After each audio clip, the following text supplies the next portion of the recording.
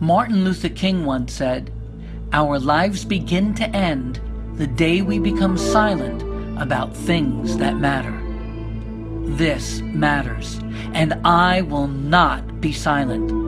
The Church of Scientology says one thing, but does the opposite. They seek to control the lives of the members and their families while calling it a path to freedom. Hello, my name is Sheen. I withdrew from the Church of Scientology 35 years ago because they refused to deliver what they promised. Too often I found they said one thing and then did the opposite. I felt all they cared about was getting all my money while refusing to be responsible for the actions the way they demanded I be responsible for mine. Let's examine some undeniable facts. The creed of the Church of Scientology says that all men have inalienable rights to think freely, to talk freely, to write freely their opinions, and to counter or utter or write upon the opinions of others. However, the Church practices the opposite and prohibits any discussion or investigation of their materials while making unsubstantiated and outrageous claims. Anyone who disagrees with anything the Church says or does, which includes being prohibited to seeing documentaries, websites, or reading books that in any way does a critical analysis of its teachings, the Church, L.Ron Hubbard, or its current leader David Miscavige, is declared to be an enemy, and they are treated as such. The Church of Scientology says one thing and does the opposite. The Church says that no agency less than God has the power to suspend or set aside the rights to think freely, to talk freely, to write freely their opinions, and to counter or utter or write upon the opinions of others overtly or covertly. Yet, they've set all these rights aside. Does this mean L.Ron Hubbard and David Miscavige are God, as they both set these rights aside for members and for non-members?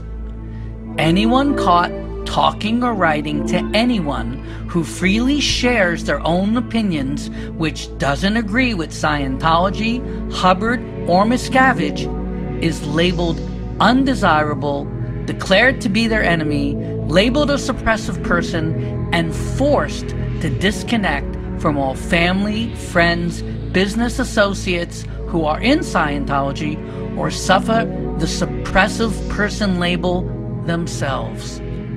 My daughter and I have always had a wonderful relationship.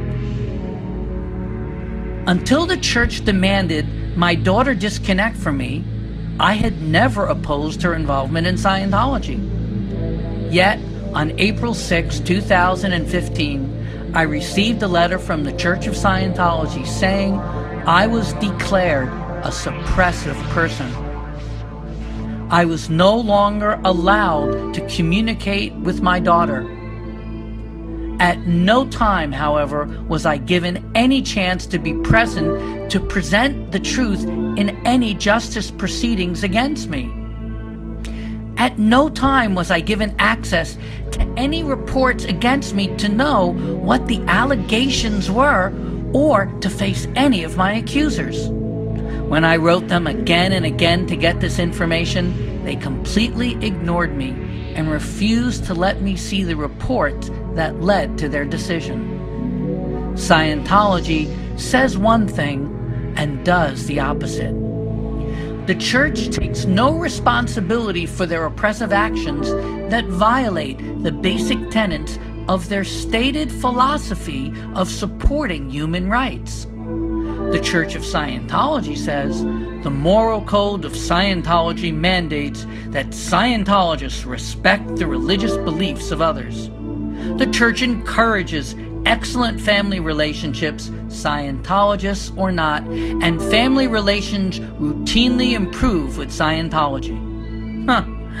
Ask the thousands of families around the globe how, just like me, their families have been torn apart because of these same civil right violations. Yet the church won't even admit they really force people to disconnect. The church says the term disconnection is defined as a self-determined decision made by an individual that he is not going to be connected to another. They continue saying there is no policy in Scientology that requires church members to disconnect from anyone, let alone family and friends who simply have different beliefs. Meanwhile, the church tells its members that if they don't disavow and disconnect from anyone labeled suppressive by the church, it will cause them to be labeled as an enemy and a suppressive person themselves. Once again, they say one thing and they do the opposite. The Church of Scientology has used emotional intimidation to emphasize to my daughter all she could lose if she doesn't follow their orders. She was told clearly if she doesn't disavow me, as they told her to, she would be declared suppressive and forced to leave her Scientologist husband, mother, best friends, and many business associates. They would ruin her life. Further, the Church of Scientology convinced my daughter that I was guilty of high crimes to the church, of which they refused to specify. Does this sound like justice to you? The Church of Scientology says one thing and does the opposite. The church's actions isolate their members to avoid anyone questioning the exaggerated claims that they make. They don't want anybody to really think about why most of the people who go on the path in Scientology fail to achieve the promised results. Why has the majority of those who have attested to the highest levels in Scientology been declared suppressive or have dropped their membership?